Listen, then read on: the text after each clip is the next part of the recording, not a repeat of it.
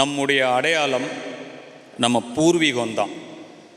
நம்மளுடைய அப்பா, தாத்தா, பாட்டன், முப்பாட்டன், பூட்டன் இவங்க எல்லாரும் வாழ்ந்த வாழ்க்கை வெறும் கதையாக காற்றுல அப்படியே கரைஞ்சு போயிடக்கூடாது. அடுத்தடுத்து வர தலைமுறைக்கு அது நினைவுகளாக தொடரணும். இந்த முன்னோர்களோட மூச்சு காத்தும் நம்ம மண்ணோட சாமியும் சேர்ந்தது தான் குலதெய்வம்.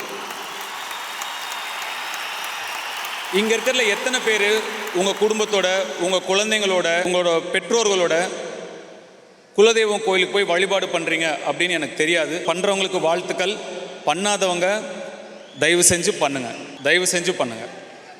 இது ரொம்ப முக்கியம். ஒரு சில விஷயங்களை மறந்து போயிடக்கூடாது, ஒரு சில விஷயங்களை அப்படியே கடந்து போயிடக்கூடாது. இங்கே இருக்கிற நம்ம எல்லாருக்கும் நம்மளுடைய அப்பா அம்மா பேர் தெரியும், தாத்தா பாட்டி பேர் தெரியும். அவங்களோட அப்பா அம்மா, அவங்களோட தாத்தா பாட்டி வாய்ப்பு ரொம்ப கம்மி. ஒரு சிலர் தெரிஞ்சிருக்கலாம், வாய்ப்பு ரொம்ப கம்மி. நம்ம பிள்ளைங்களை நம்ம குலதெய்வம் கோயிலுக்கு கூட்டிகிட்டு போய் அவங்களோட வாழ்க்கையையும் வந்த வழியையும் அவங்களுக்கு எடுத்து சொல்லி அந்த குலதெய்வத்தோட அருளோடு நம்ம பிள்ளையை வளர்க்கணும்.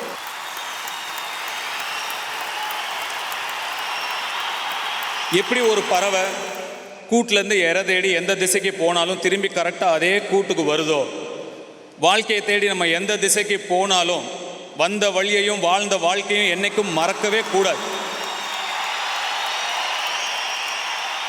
அப்படிங்கிறத சொல்கிற படம் தான் இந்த இட்லி கடை. ஏன்னா நான் இவ்வளோ தூரம் மெசேஜாக சொல்கிறாரு அப்படின்னு யோசிக்காதீங்க. உங்களுக்கு நான் சொல்லாமல் யார் சொல்லுவா சொல்லுங்கள்? இதை உங்களுக்கு சொல்கிற உரிமை எனக்கு இருக்குன்னு நான் நம்புகிறேன்.